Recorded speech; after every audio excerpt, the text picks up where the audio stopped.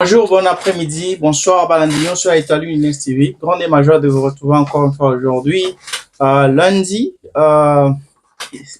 lundi le quantième, lundi le 26 janvier, en tout cas, c'est avec beaucoup de joie que je vous retrouve encore une fois aujourd'hui. On va parler politique, encore une fois, comme vous le savez, sur Décryptage politique.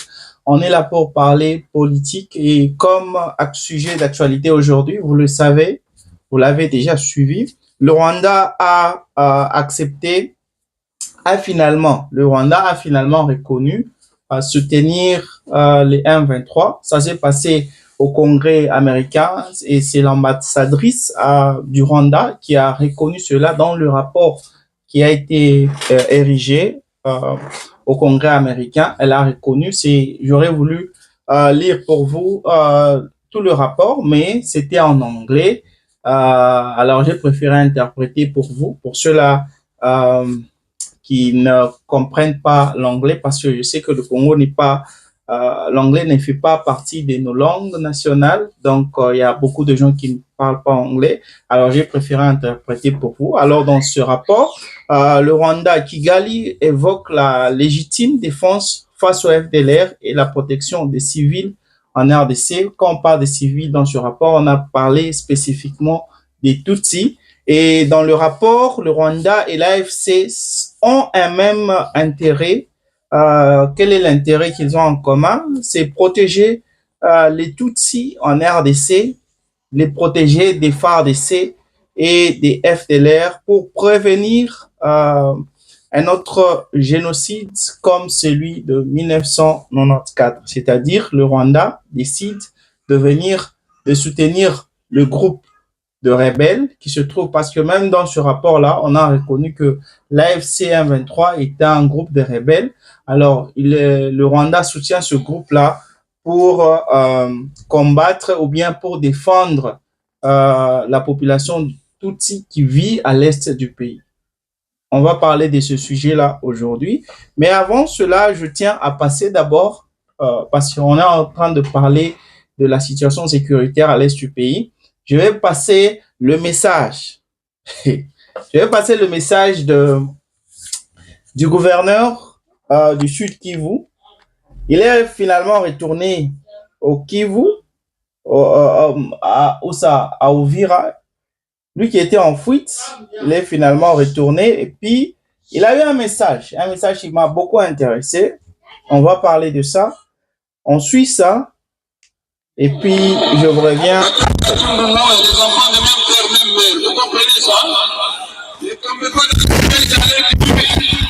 s'attaquer au Nyamulenge, les Chilomba, les Blessumba, casser les maisons. Ça, c'est les jeux de l'ennemi. Est-ce que vous m'écoutez? Oui.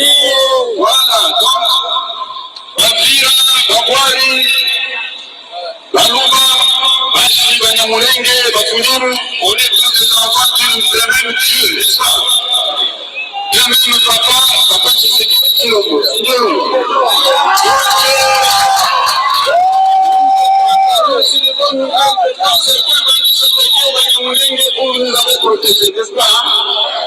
Merci beaucoup. Et ceux qui sont partis, ces familles, ils sont partis parce que l'ennemi a joué les jeux de les forcer à partir.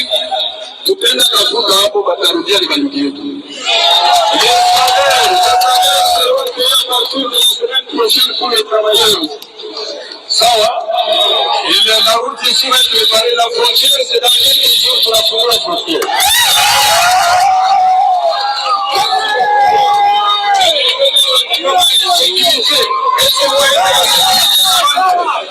Sécurité, ça va? Ça va? Sécurité, ça va mieux? Ça va? Applaudissez pour les forces de l'Ibou. Applaudissez. Je dois recommencer ça parce que vous avez commencé ça au milieu.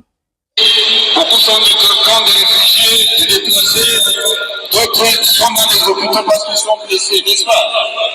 Eh bien, le chef de l'État m'a dit, va annoncer à la population que nous allons continuer à nous battre pour que, après Uvira et Kakua, Kamanyola. Après Kamanyola, nous allons récupérer Bukavu, Goma, Bunagana, partout. Mais, pour qu'on puisse arriver à la paix, il ne faut pas tomber dans le piège des ennemis. Vous avez entendu? Il faut vivre dans la cohésion. Attends, tu as tout le monde, les enfants de même père, même mère. Vous comprenez ça? Ne tombez pas dans le piège d'aller dire on va s'attaquer au Wanyamulenge, on va les tuer, on va les blesser, on va casser les maisons. Ça, c'est le jeu de l'ennemi. Est-ce que vous m'écoutez? Oui. Voilà, donc, Bavira, Babwari, Baluba, Bashi, Wanyamulenge, Bafuniru, on est tous des enfants du même Dieu, n'est-ce pas? Dieu même papa, tu sais qui est le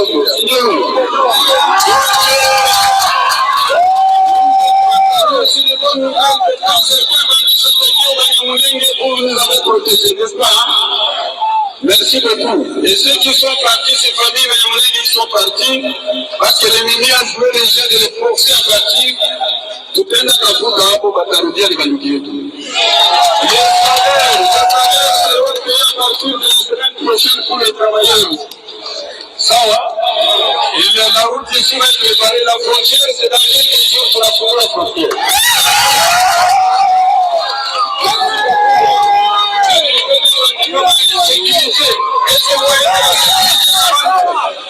Sécurité, ça va? Ça va! Sécurité, ça va mieux? Ça va! Applaudissez pour regarder le hibou. Applaudissez. Voilà. Je pense qu'on a tous suivi. C'était très clair. C'était très clair pour nous tous. Premièrement, je reviens d'abord à la situation entre le Rwanda et la RDC. Je vous l'ai dit, le Rwanda a finalement avoué soutenir les M23 parce que tout ce temps, ça fait des décennies, depuis les années 1994-1997, le Rwanda a toujours nié son implication dans les conflits, dans les querelles que nous avons à l'est du pays. Le Rwanda a toujours nié soutenir les groupes de rebelles à l'est du pays. Et le Rwanda nous a déjà attaqué plusieurs fois. Si j'ai bonne mémoire, ça fait 7 fois que le Rwanda a eu à violer la souveraineté de notre État. Le Rwanda a pu attaquer la RDC. Ça fait 7 fois. Là, c'est le Rwanda par lui-même. Et puis, il y a le Rwanda soutient aussi des groupes de rebelles. C'est-à-dire, si eux-mêmes n'attaquent pas la RDC, ils soutiennent les groupes terroristes à l'est du pays. Donc, le Rwanda était un éternel ennemi pour la RDC. Alors, en ce qui concerne du M23 qui avait été créé vers les années 2012 par Joseph Kabila, le Rwanda a toujours nié son implication a toujours nié d'avoir une mainmise sur ce groupe de rebelles durant toutes ces années. Mais finalement, Félix Tshisekedi avait mis la pression. Félix Tshisekedi avait dit haut et fort que le Rwanda était derrière les M23. Les M23 étaient les pantins de Kagame. Et finalement, après avoir signé les accords, même après avoir signé l'accord d'intégration régionale entre la RDC et le Rwanda, finalement, le Rwanda a reconnu soutenir ce groupe de rebelles. Mais non, il y a des gens qui m'ont posé la question, mais vous ne trouvez pas que maintenant, après avoir reconnu cela, le Rwanda s'accuse directement aux États-Unis. Les Rwandais s'accusent, mais directement face à la communauté internationale. C'est-à-dire, maintenant, on attend à ce que le Rwanda soit puni, soit sanctionné, comme on le fait un peu, on en a l'habitude de le faire. Le Rwanda va être sanctionné. Maintenant, c'est lui qui a gagné parce que depuis tout ce temps, il avait raison. Oui, depuis tout ce temps, il avait raison quand il dénonçait le Rwanda être derrière les M23. Mais est-ce que cela va changer en quelque chose par rapport à la visibilité qu'avait le Rwanda face à la communauté internationale, cela ne va rien changer. Est-ce que cela va changer la manière dont la communauté internationale est en train de traiter le Rwanda? Cela ne va rien changer. Pourquoi je dis ça? Déjà dans les accords qui étaient signés, les accords bilatéraux entre la RDC et le Rwanda, la RDC, Washington, Rwanda, c'était déjà reconnu. Les États-Unis savaient que la RDC avait raison, savaient que Félix Tshisekedi avait raison. On savait déjà que celui qui est derrière les M23, c'est Kagame. On savait cela. Mais on nous a fait croire, ou bien on a adopté ce narratif-là de Kagame disant que le Rwanda n'est sur le sol congolais que par mesure sécuritaire pour se protéger contre les FDLR. Donc, c'est par mesure préventif. Comme la dame là, l'ambassadrice rwandaise qui a dit, on veut prévenir un génocide. Hein, on veut prévenir un génocide. Il y a des FDLR qui sont là. Je vous rappelle que les FDLR sont des Hutus qu'on accuse d'avoir orchestré le génocide de 1994. Alors, pour eux, ce sont les ennemis. Ce sont les ennemis des Tutsis qui ont arraché le pouvoir, qui sont au pouvoir parce que Kagame était un Tutsi. Alors, les FDLR qui sont majoritairement des Hutus, alors ils sont accusés d'être une menace plutôt pour Kigali. Et par rapport à ça, on a pris des dispositions, des mesures préventives, sécuritaires pour cautionner cela, pour ne pas permettre à ce que ces mouvements-là des FDLR puissent avoir accès au Rwanda, pour que ce mouvement des FDLR ne puisse pas retourner au Rwanda et commettre des génocides encore une fois. C'est une théorie que je vous ai déjà passé sur le décryptage politique. Je vous ai dit que c'était un total mensonge parce qu'il n'y a rien de tel. Celui qui a commis le génocide de 1994, c'est bel et bien Paul Kagame. Pour prouver sa loyauté aux impérialistes, il a dû tuer ses propres frères pour montrer qu'il était l'homme qui devait être choisi pour gérer les intérêts des impérialistes dans la région des Grands Lacs. C'est quelque chose qu'il avait fait. Voilà pourquoi les Bill Clinton et George W. Bush, je ne sais pas comment le dire en français, George W. Bush, voilà. Alors, il y a lui, il y a même l'ancien président français qui louait vraiment Kagame par rapport à ce qu'il avait. Pour eux, c'était le meilleur, c'était le leader. Il y a Bill Clinton qui l'appelle le leader africain, un leader moderne africain. Donc, par rapport à ce qu'il a fait pour l'éprouver, et il continue de le faire. Alors, les Hutus n'ont jamais été un problème des Congolais. Les Hutus, on les avait acceptés, c'était sur imposition. On avait imposé à Mobutu d'ouvrir la frontière pour que ces personnes qui étaient menacées par la communauté Tutsi qui avait déjà pris le pouvoir, cette communauté était en danger parce qu'on menaçait de les tuer parce que ces gens-là, on a fait croire aux gens ou au monde que les Hutus étaient les personnes qui avaient commis ce massacre, le massacre-là les génocides-là qui avaient eu lieu au Rwanda.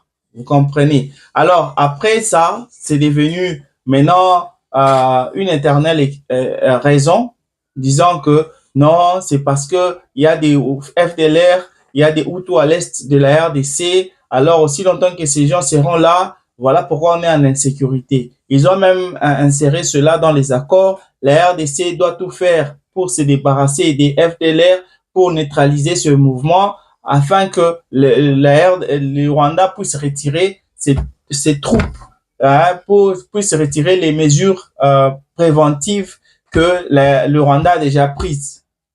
Et tout ça, les Américains savent cela. Les Américains savent que le Rwanda se fait passer pour la victime, mais c'est pas elle la victime. C'est elle-même, c'est le Rwanda même qui est la cause de tout ce qui se passe à l'est du pays.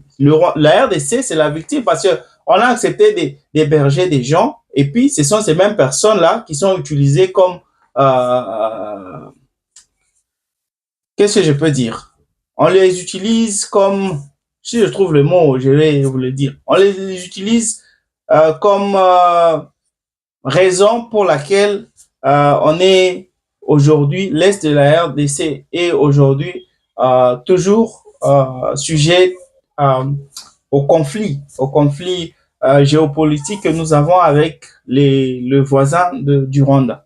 Alors, quand ils ont signé ces accords-là, ils savaient déjà ça, mais les États-Unis ont accepté la théorie rwandaise, disant que les Rwandais n'étaient pas en RDC pour attaquer les Congolais, mais pour des mesures préventives, pour se protéger.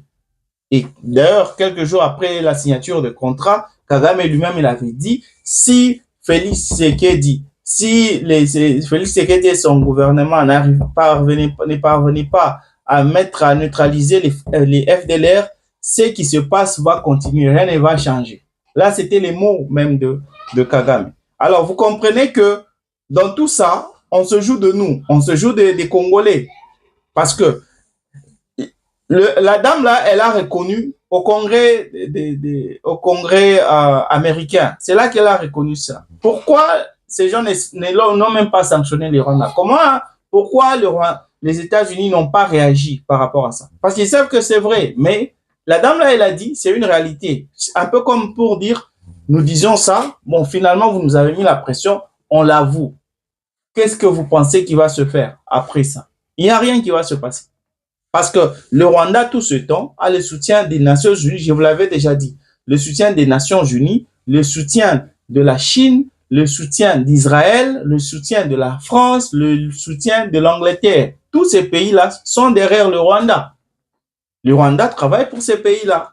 Alors, ça ne va rien changer par rapport à la situation sécuritaire à l'est du pays.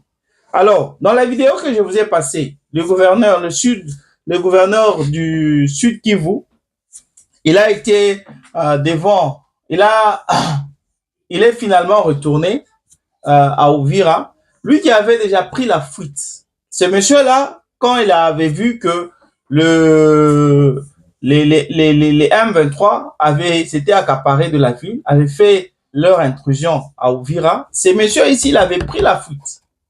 Mais j'ai été étonné, ces messieurs, même quand les M23 ont annoncé leur retrait, le premier retrait, ces messieurs n'étaient toujours pas là. Il était là où il était allé se cacher.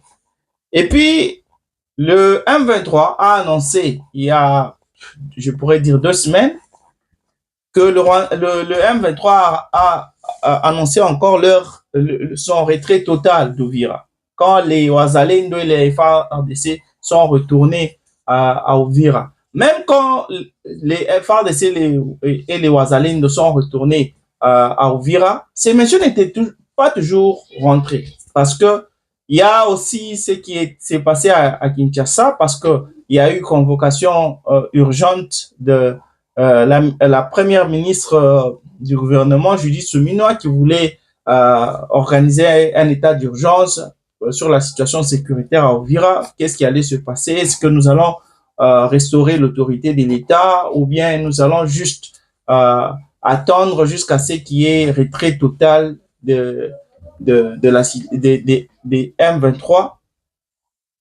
La même chose qui se passait à Kinshasa s'est passé aussi à Uvira. À Uvira, le monsieur n'était pas toujours retourné là-bas. Bien que je vous l'avais déjà passé sur décryptage politique, les messieurs disaient, les M23 ne sont pas tous partis. Il y a ceux-là qui sont restés déguisés en civil. Ils sont déguisés en civil, qui sont là, ils sont armés, et à tout moment, ils peuvent commettre des crimes. Ils sont là comme informateurs de leur mouvement. Ils sont toujours là.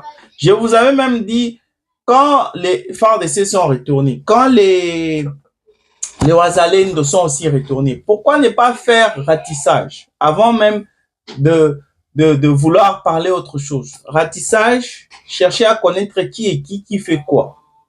À partir de ça, vous pouvez maintenant mettre la main sur tout le monde, sur toute personne qui n'est pas congolaise, toute personne qui n'est pas toute personne qui ne travaille pas pour les causes congolaises, pour les intérêts congolais. Mais non, vous Vous laissez ces gens-là, vous savez que ces gens-là sont parmi vous, vous les laissez, vous les dénoncez seulement, et puis vous dites que vous allez restaurer l'autorité de l'État quand vous aurez compris qu'il y aura, quand vous aurez toutes les informations ou bien la confirmation qu'il n'y a plus maintenant des M23 à Uvira. C'est là que maintenant vous allez restaurer l'autorité de l'État. Point d'interrogation. Je ne sais pas là où on va avec ça. Mais la réalité est que ce monsieur est retourné. Cela revient à ceci. D'abord, par rapport à son discours, il a dû mentionner des choses. Il a dit que nous allons récupérer les Banyamulenge parce que je vous rappelle que les Banyamulenge, je vous avais même dit ça l'autre fois sur le cryptage politique, les Banyamulenge, il y a des Banyamulenge qui étaient enlevés par les M23. On leur avait dit non, venez avec nous parce que vous n'êtes pas des Congolais, nous allons partir avec vous. Ils sont partis avec à Kamanyola. Et puis de Kamanyola, il y a certains qui ont dit non. Certains des M23, ils ont dit non, on les laisse pas ici à Kamanyola. On doit aller avec eux jusqu'au camp des réfugiés au Rwanda pour dénoncer à la communauté internationale que ces gens ont fui la RDC parce que ces gens sont marginalisés. Ces gens, ils ont fui, il y a une crise sécuritaire généralisée à l'est du pays. Alors nous, étant les protecteurs de ces civils ici, voilà pourquoi on est là. On les a pris pour les héberger dans des endroits qui sont sûrs. C'était ça. Bien qu'il y avait eu des conflits entre les deux camps, pas les deux camps, le même camp, dans le même camp des M23, il y a aussi des Banyamulenge. Il y a certains des Banyamulenge qui ont dit pas question, vous ne pouvez pas amener ces gens jusqu'au Rwanda parce que ici, c'est là où ils vivent. Alors, vous ne pouvez pas les amener jusqu'au Rwanda. Alors, il y a eu discorde, il y a eu même échange de balles entre eux. Il y a eu mort d'hommes. Je dois aussi vous le dire, il y a eu mort d'hommes entre les M23, ils se sont tirés dessus. Et puis, finalement, on a décidé de les laisser à Kamanyola. C'est ainsi que ce gouverneur a annoncé que ils vont aller récupérer ces Banyamulenge parce que ce sont nos frères, ce sont des Congolais. Ils ont été contraints par la force d'aller avec eux. Alors, on va les récupérer. Là, c'est le premier message.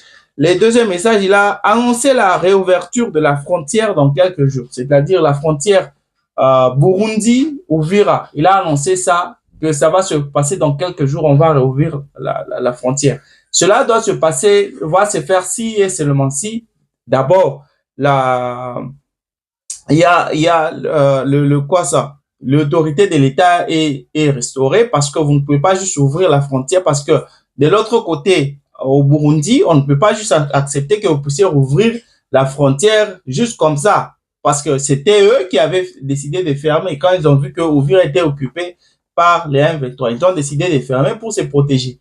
Ils ont même il y a un arsenal militaire juste là à la frontière pour se protéger parce qu'ils savent maintenant que devant eux, à la frontière RDC-Burundi, ce ne sont pas leurs frères congolais, mais ce sont des rebelles. Alors, ils doivent se protéger. Alors, vous ne pouvez pas juste dire non, on va ouvrir la frontière. Vous allez ouvrir vous-même ou bien vous allez consulter d'abord les Burundais. Parce que jusque-là, on ne sait pas ce qui se passe. Vous-même, dans votre propre bouche, vous avez dit qu'il y a encore des M23 qui sont là-bas, logés là-bas à Uvira. Alors, quelle assurance le gouvernement burundais va avoir pour décider de rouvrir la frontière entre la RDC et Uvira? Point d'interrogation. Troisième message qu'il a donné, il a dit, après Uvira, il y aura, il a d'abord dit le salaire sera payé la semaine prochaine. Là, c'est le message. Donc là, je parle des travailleurs, des agents de l'État. Leur salaire seront payés la semaine prochaine. Et puis, le dernier message, il a dit, après Uvira, Kamanyola, nous allons récupérer Bukavu et Goma. Là, c'est le message du président de la République à cette population d'Uvira. Donc, ils ne vont pas se limiter seulement à Uvira, ils vont aller récupérer Kamanyola, là où il y a les autres, là où se réfugient beaucoup de M23 et les Banyamulenge, ils vont récupérer Bukavu et Goma. Par rapport à ça, il a eu des acclamations. Il a eu des acclamations quand il a dit tout ça. Par rapport à ça, d'abord, on ne doit pas être dupé. La population congolaise ne doit pas être dupée jusqu'à ce point. Il y a certaines choses auxquelles nous devons réfléchir en tant qu'homme, en tant qu'humain. On se dit, bon, est-ce que ce que ce monsieur est en train de dire est vrai ou bien... Essayons de réfléchir. Ce monsieur parle de la libération d'Ouvira. Premièrement, commençons d'abord par Ouvira. Ouvira, ce ne sont pas les FARDC qui ont libéré Ouvira. Ouvira, c'est l'implication de Donald Trump qui a fait que Ouvira aujourd'hui soit libéré. Parce que ces gens-là, ils avaient pris Ouvira sans même se battre. Ils sont arrivés là-bas, ils n'ont pas trouvé personne. À leur arrivée, ils avaient tiré déjà des balles en l'air pour savoir s'il y aurait des réponses. Il n'y avait pas de réponses parce que tout le monde avait déjà fui. Et les Wazalendo et les FARDC, tout le monde avait déjà fui. Alors, comment vous pouvez dire que non, après avoir libéré Ouvira, vous avez récupéré Ouvira des mains de qui? Je sais qu'il y avait conflit après la prise d'Ouvira, il y avait conflit et consorts. Mais une partie des M23 avait déjà quitté Ouvira. Et puis, de ceux-là qui restaient, c'est là que quand ils voulaient maintenant quitter Ouvira pour aller se déplacer vers Kabare et consorts, c'est là maintenant qu'il y avait eu échange parce que c'est de ces endroits-là que logeaient les FARDC. Alors, il y a eu échange de balles. Quand il y a eu mort d'hommes, plus de 250 personnes qui étaient mortes dans le camp des M23, c'est ainsi qu'ils ont décidé de partir. Ils ont quitté Ouvira. Et je peux encore rassurer que c'était parce que Donald Trump s'est imposé par rapport à la ville d'Ouvira. Il ne voulait pas se sentir méprisé ou bien ne pas être respecté après ces accords qu'il avait déjà signés avec la RDC. Donc, il y a ça. Maintenant, Kamagnola, c'est là que se loge les M23. Dire qu'ils vont aussi récupérer ça, c'est point d'interrogation. Parce que jusque-là, nos FARDC ne nous ont pas habitués à récupérer des localités. Et surtout, par la force, quand l'ennemi est là. À part Kamagnola, on parle de récupérer Bukavu et Goma. Ça fait aujourd'hui 1 an, jour pour jour, que ces localités, ces grandes villes sont occupées par les FARDC et par les M23. Aujourd'hui, on dit que nous allons récupérer ça. Ça fait 1 an que cela ne s'est jamais fait. Par quel mécanisme vous dites que vous allez récupérer? Parce que quand on vous dit que vous allez récupérer, c'est par la force ou bien par le dialogue inclusif dont tout le monde parle. Donc, vous allez récupérer ça comment? Une chose a retenu encore mon attention. Les messieurs ici l'avaient fui, comme je le disais. Mais quand il est retourné, tout le monde l'acclamait. Il est retourné en héros. J'en appelle à la population congolaise, à nos compatriotes vivant à l'est du pays. C'est dans ces moments pareils que vous voyez vos leaders, que vous devez mesurer la bonne foi, la gouvernance de vos dirigeants. Vous avez des gens à la tête des institutions congolaises. Vous avez un gouverneur qui est là. Vous êtes en guerre. Il y a des personnes, il y a l'ennemi qui entre sur votre sol. Ces messieurs-là, ils prennent la fuite. Quand ils retournent, laissez-les retourner tranquillement. Pourquoi aller chanter pour lui, acclamer pour lui? Ces messieurs-là, il avait fui, il a sauvé sa peau. Il vous a laissé seul devant l'ennemi. Et quand il vous a laissé là, il y a des personnes qui ont été tuées. Il y a des personnes qui sont mortes. Pendant ce temps-là, cet élu du peuple n'était pas là. Vous ne savez même pas où il était. Mais parce qu'il décide finalement, il a vu, oh non, maintenant c'est sécurisé, vous pouvez retourner. Il retourne, vous venez en masse pour applaudir pour ces messieurs. Lui dire comment, vous témoignez de votre joie, effervescence, en tout cas,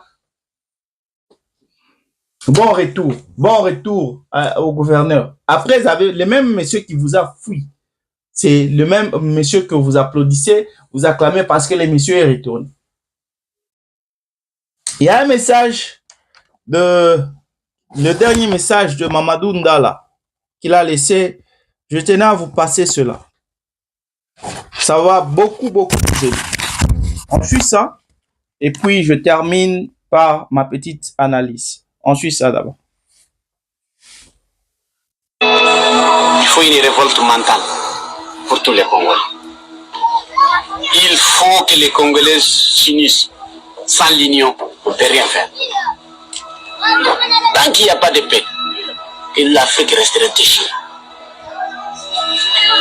Un jour, un fleur va sortir, qu'on va l'appeler le Congo. Et que c'est Congo qui va arroser son parfum d'odeur dans toutes les étapes voisines. Ce jour va venir. Et je le prophétise. Je suis conscient de l'avenir de ce pays. Je suis conscient de l'immense ressource. Je suis conscient de la capacité intellectuelle que nous, les Congolais, on a. Je suis conscient de la bravoure auquel les Congolais on a aujourd'hui. Une seule chose aux Congolais, l'union. On va faire face à tous les défis possibles du monde.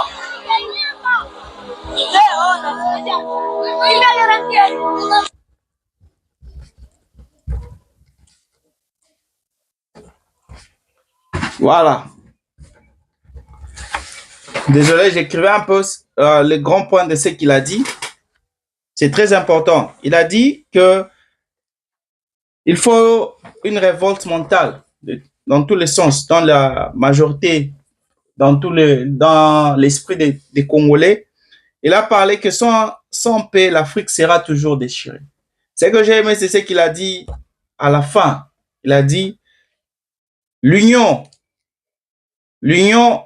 si on est unis, on va réussir à faire face à tous les défis du monde. Si on est unis, on va faire face. Il a parlé d'abord de révolte mentale et puis il a parlé de l'union face à l'unité qui va nous rendre tellement forts qu'on peut faire face à tous les défis du monde. Et c'est par là que je vais terminer ma session d'aujourd'hui. C'est très clair, c'est trop simple. On peut tout faire ensemble. Si on est unis, c'est parce que si on devient unis, on va faire face. Le Rwanda ici, le problème du Rwanda, c'est un petit problème qu'on peut régler en une journée. Le Rwanda n'est même pas un problème parce qu'il y avait le Rwanda avant même que le Congo existe. Le Rwanda existait. Avant même pendant la période de Mobutu, le Rwanda existait. Le Rwanda n'a jamais été un problème. Pendant la période de Mobutu, le Rwanda, le problème c'était les deux milices qui avaient, la milice Simba et Mulele, qui d'ailleurs n'avait duré que 3 ans maximum, et puis c'était fini. Mais après Mobutu, nous avons ce problème ici du Rwanda. Et je peux vous dire facilement, le problème, encore une fois, ce n'est pas le Rwanda, c'est nous les Congolais. Premièrement, on n'a pas cette révolte mentale de dire non à certaines choses. On accepte tout. Tout ce qui nous est imposé, pourvu qu'on ait notre Wi-Fi, qu'on ait notre Internet, qu'on ait le courant, on s'en fout du reste. Même si on n'a pas à manger, même si on n'a pas de boulot, même si on change la constitution, on se fout de tout. C'est comme ça le Congolais. Donc, on ne pense pas à devenir les États-Unis d'Afrique. La révolution, il faut que vous puissiez quitter le pays un jour pour devenir combattant, soi-disant. Parce que les Congolais qui habitent en dehors du pays, on les appelle les combattants, c'est ça. Et c'est peut-être, ça peut vous sembler marrant, mais c'est pas parce que vous vivez à l'étranger, automatiquement, vous devenez combattant. C'est quand vous voyez ce qui se vit à l'est du pays, en dehors du pays. Vous voyez les pays moins développés et sans ressources, sans ressources comparables aux ressources naturelles que nous avons en RDC, des pays qui sont développés, des pays qui dépendent même de nos minéraux stratégiques. Ces pays sont très développés, mais on a tout dans notre pays. On a tout. Je parle pas seulement des lacs, du fleuve, des terres qui produisent, des terres qui sont riches, des minéraux. On a tout, mais on a des dirigeants qui se foutent du quotidien des Congolais. C'est comme ça dans notre pays. Et nous avons des gens qui sont là pour applaudir les mêmes personnes. Je vous ai cité l'exemple ici du gouverneur du Sud Kivu, qui était applaudi par des gens. Le monsieur l'a fouillé, il vous a laissé, mais il est retourné Parce qu'il est retourné, vous applaudissez, vous allez en masse pour l'accueillir. Mais le même monsieur, quand il y a eu, les Ouazalènes sont entrés à Uvira, il vous a fui. Mais il retourne, vous commencez à applaudir pour ces messieurs. Comment est-ce que les choses vont changer? Comment est-ce que les choses vont changer? Si on ne sait pas dire non à certaines choses, si on accepte tout, si aujourd'hui, le rebelle vient, quand Corneille Nangaa vient à l'est du pays, il y a des Congolais qui l'applaudissent, qui lui demandent quand est-ce que vous allez venir à l'est, à Kinshasa, quand est-ce que vous allez venir à Lubumbashi.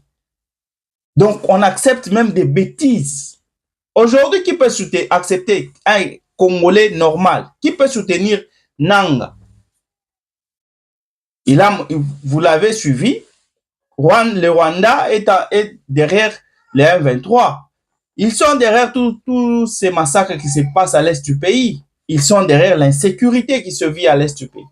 Mais comment vous pouvez dire que vous allez venir ici quand? C'est-à-dire que vous aimez la mort de vos propres frères. Il n'y a pas de révolte mentale. À part ça, il a parlé de l'unité. On est trop faible. Je ne sais pas si c'est la pauvreté. Même si on parle de pauvreté, il y a cette dignité même que tout homme doit avoir. De dire, je ne peux pas, c'est comme vous manquez de l'argent, vous acceptez de devenir une pute. C'est manquer de dignité.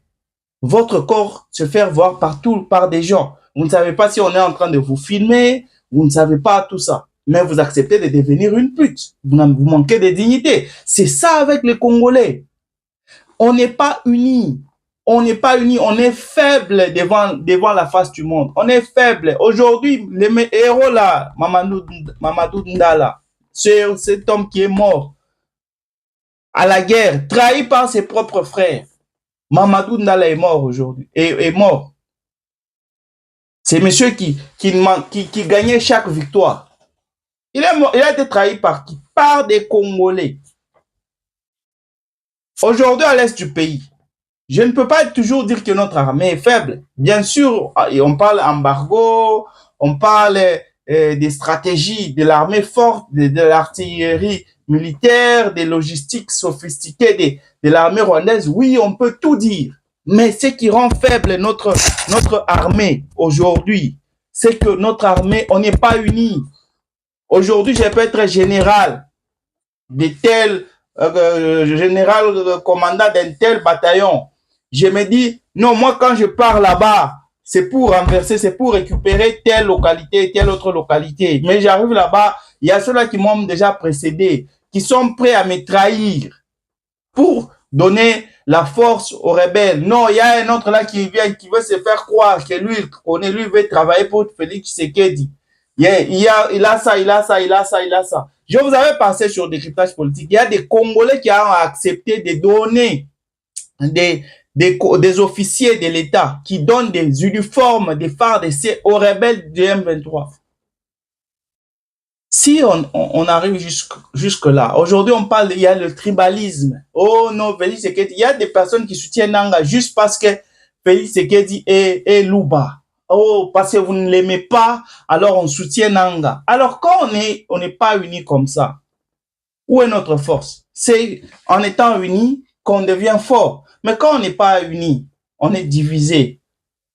L'ennemi devient fort parce qu'il n'a même pas besoin de donner, de faire beaucoup d'efforts. Il sait que Félix Tshisekedi n'est pas aimé par telle tribu et telle tribu. Je vais juste aller parler à ces gens-là et leur dire que j'ai l'argent à leur donner. Comme ça, eux peuvent attaquer le gouvernement de Félix Tshisekedi. Et ça se fait facilement, pas besoin de stratégie. Mesdames et messieurs, c'était Décryptage politique avec votre frère Francis. Merci d'avoir été des nôtres. On se retrouve demain avec la même force, la même énergie. Bye.